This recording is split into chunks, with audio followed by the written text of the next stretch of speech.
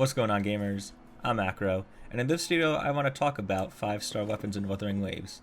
So before talking, I just want to say, obviously, do whatever you want with your summons. Personally, I'd rather get a new character than a new weapon, as would most people. That is understandable. But I just want to bring up this discussion because with the limited weapon banner being guaranteed to give you the limited weapon, more people are likely to go for it, and rightfully so, as it is a more viable option to get one now, compared to other games, most notably Genshin, as it is like the biggest gacha game still. So let's just go over some of the basic stuff first, is that 5-star weapons are likely going to have a higher base attack and substat than 4-star or 3-star weapons. And as you know, bigger number equals better weapon. A pretty good example of this is right now, it's on unreleased content, but it should stay the same, and that is Yinlin's weapon. Both Yinlin and the Battle Pass weapon have a crit rate substat, and they also have a base attack, as every other weapon has a base attack, but you can see the numbers are different. And that's because one is a 5-star and one is a 4-star. 5-stars are mostly going to have bigger numbers than the 4-stars. So Yinlin's has 500 base attack, whereas the Battle Pass has 412, and Yinlin's has 36% crit rate, whereas the Battle Pass has 20.2% crit rate. So my closing statement, bigger number equals better weapon, right? My next point actually has to do with the crit value on the weapons in this game. And if you don't know what crit value basically refers to both crit rate and crit damage. There are very few weapons with crit stats in this game. For broad blades, you have Jidon's weapon right here, the Verdant Summit, and you have the Battle Pass weapon. That's it.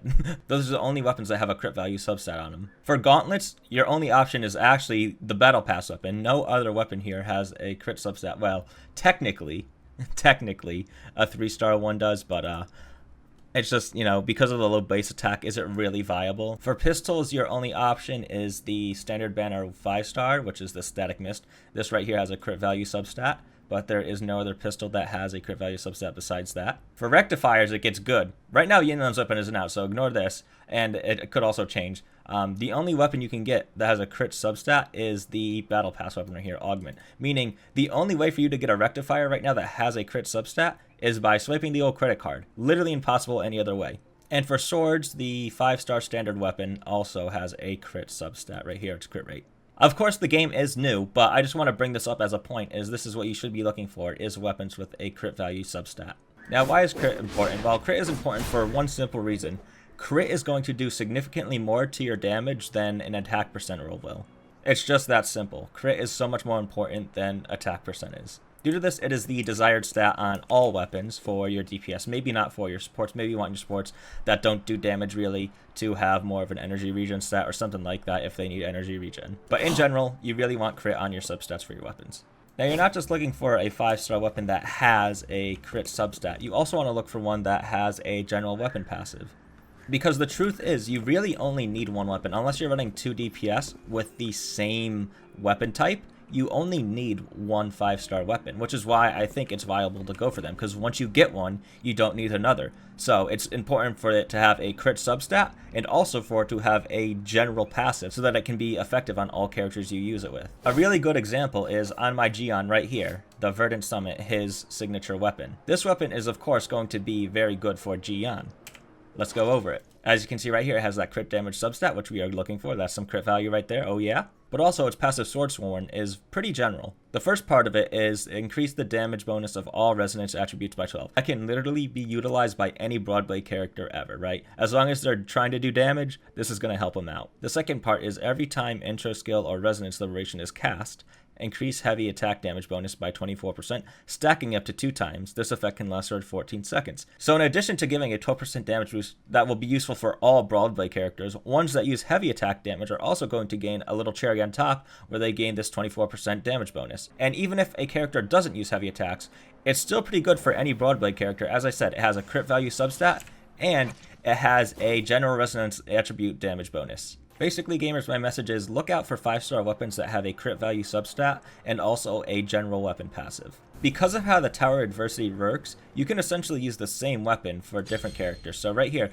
my Gion, of course I'm going to use Gion's weapon for him. But also right here, I'm using Gion's weapon for my Calcharo because I can swap between runs. That is why you only need one weapon. So if you can find a pretty good weapon that has a crit value substat, and it also has a good generalist passive, then you can use that on all your DPS characters of that weapon type for the Tower of Adversity. There is no content in the game right now where you can't change the weapon you're using in between fights, rounds, or anything. So you can always just use the same weapon. I do believe Gion's weapon is a good pickup, but the game has just come out. It's like, I don't even think 10 days in yet. And of course, there are going to come out other Broadblades that are 5-star that will have a crit damage substat, and they may have a better general passive than his. So no, you don't have to go get Gion's weapon, but look for weapons like it. Weapons that can be very useful on multiple characters. If nothing changes, Yin Lin's will also have a general damage bonus. She will have a crit value subset, 36% crit rate, pretty darn nice. And she will give 500 base attack, also very nice. And she will have that same 12% damage bonus on all resonance attributes. It goes up to 24 at max refinement, so if you get 5 copies, I mean, who's going for 5 copies unless you're a whale, but hey, you do you. It also has a nice attack bonus where if you hit a resonance skill, attack is increased by 12%, stacking twice. So that's something that is also generally good, because if you're using a DPS that uses a rectifier, there's a chance you want to attack an enemy with your skill, depending on how the skill works. It may just be some sort of buff or something, but it could also be an attack. And in that case, that makes this weapon even better for them. The third part here is just for Yin Lin, really, because she does off-field damage. But that just gives an attack increase when you're off the field. So that might be a weapon you might think about picking up if you want a kind of general rectifier weapon. And you only need one of them. Once you get that one, you really don't need another. And remember, the game has just come out, so there are going to be a lot of different types of weapons that come out. But one thing I do think, and the reason I made this video, is because I do not think there's going to be many 4-star weapons that come out that are going to have crit value on them. I mean, right now, some of the Battle Pass weapons have them, and other than that, there's literally no 4-star weapon that you can get without swiping a card that has a crit value substat. And I don't know how long that's going to stay the same for, but I'm prone to thinking that it's going to stay that way for a very long time. Maybe forever. I just really don't think it's going to happen. I do not think there are going to be 4-star weapons that have a crit value substat for a very long time. It could happen. It could. But, I mean, you got to think. There are different weapon types, so it has to happen for every weapon type. And that's going to not be for a long time. So really do think about it. Think about investing in a 5-star weapon. And when I say investing, I'm not saying swipe into card, okay? I'm saying use them free-to-play Astrite you earn. Don't swipe on this game. I'm free to play so far. I thought I wasn't going to be free to play. I was thinking about getting the battle pass and stuff, but I haven't yet. And I think that's how you should play too. Of course, you can do whatever you want with your money, but once you start spending, you might start spending a lot more, unless you have some good discipline.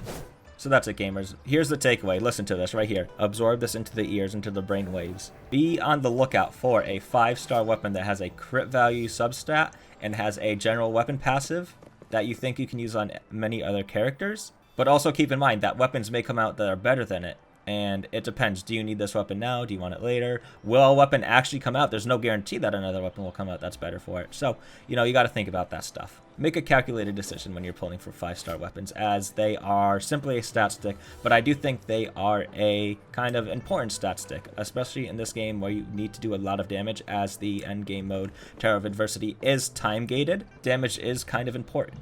With that being said, gamers, make sure to like this video if you got this far, because what the heck, man, how did you get this far and you're not liking it? Come on now, I know you liked it. And subscribe if you are interested in more Wuthering Waves content. I also make Honkai Star Rail content and potentially some Elden Ring DLC content when that comes out. And I hope you have a good day or night. See ya.